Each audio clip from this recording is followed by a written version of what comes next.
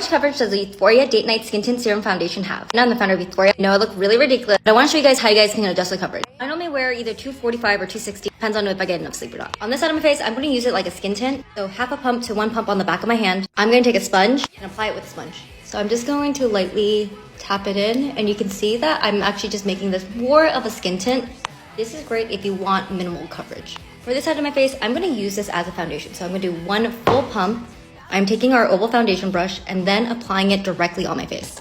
The difference between a brush and a sponge is that with a brush, you get a little bit more full coverage. This is something to note as well. A lot of times your foundation, the way that it packs on color, not always the same color that it dries down, because you're going from something that's more concentrated to eventually you're going to shear it out. So over here, I am going to build that coverage, and you can see that it completely covered my happy face. And then for my forehead, I don't want as much coverage, so I actually like to shear it out. I use a sponge as well. I think just like with forehead, this natural gradient, my forehead is like more orange, this is like more yellow. So I'm always trying to just kind of shear it out a little bit, so I use a sponge. And then on the foundation side, I'm just going to completely blend it out. And this is how you can easily use this as either a skin tint or a foundation.